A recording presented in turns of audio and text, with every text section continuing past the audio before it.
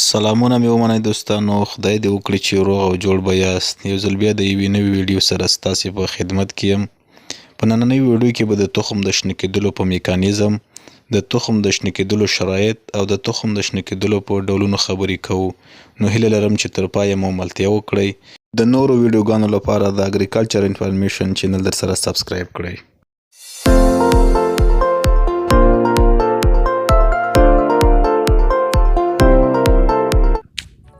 د تخم ټوکیدنه جرمنیشن اف سیډ.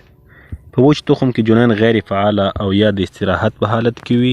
کله چې په خاوره کې د مناسبو شرایطو لاندې کیښودل شي نو په فعالیت شروع کوي او سیډلینګ رامنځته کوي او ځوان نبات د تخم څخه راوچتیږي، کوم چې د خپلې ودې او نمو لپاره د تخم د ذخیره شوي غذا څخه استفاده کوي. هغه عملیه د کوم په واسطه چې د استراحت په حالت کې د تخم جنین په خپله وده شروع کوي او د خپل ځان د یو سیډلینګ په حیث رامنځته کوي د جرمنیشن په نوم سره یادیږي. د جنین د ودې لپاره غذا د مشیمې یا اندوسپرم په واسطه تهیه کیږي چې په دې حالت کې راډیکل اوږدیږي، د مایکروفایل څخه راوځي او لومړنۍ ریښه رامنځته کوي. مشیمې د ځمکې څخه راوچتیږي او شین رنګ ځان ته اختیاروي او د پاڼې شکل نیسي او د یو څه مودې لپاره دوام کوي چې وروسته رژیږي. پلیمیول پورته خواته د یو ساقې په شکل وده کوي. د تخم د ټوکیدنې ضروري شرایط.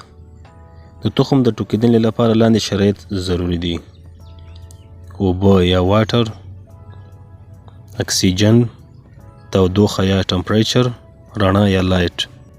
په هغه ځای کې باید تخمونه وکرل شي چې دا څلور واړه شرایط ورته برابر وي په کافي اندازه سره. د ټوکیدنې ډولونه کاینډ اف جرمنیشن. تخمونه په درې ډوله جرمنیشن کوي یا ټوکیدنه کوي چې اپیجیل جرمنیشن، هایپوجیل جرمنیشن او ویویفاروس جرمنیشن. اپیجیل جرمنیشن په یو شمېر تخمونو لکه لمرګل یا لوبیا او داسې نورو کې هایپوکوټایل وده کوي، اوږدیږي او مشیمي او پلیمویل هوا طرف ته راباسي چې په نتیجه کې مشیمي شین رنګ اختیاروي او د لومړنیو شنو پاڼو عمل سرته رسوي چې دې ډول ټوکیدنې ته اپیجیل جرمنیشن یعنې د ځمکې د سطحې نه اوچت ویل کیږي. دا ډول ټوکیدنه په دوه مشیمي نباتاتو کې سرته رسیږي.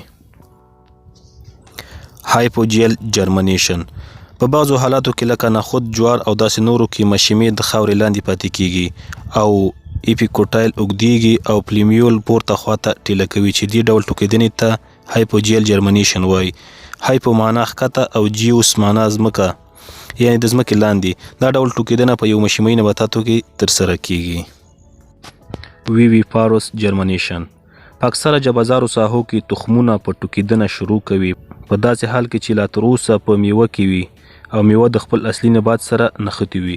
په دې وخت کې میوه نشي کولی چې تر زیات وخت پورې سیډلینګ نوی شین شوی نبات ځان سره وساتي، نو په مځکه باندې په عمودي ډول په خټه باندې لویږي او ځان پرې کلکوي چې دا ډول ټوکیدنه د ویویفاروس جرمنیشن په نوم سره یادیږي لکه په رایزوپورا نباتاتو کې او امونو کې.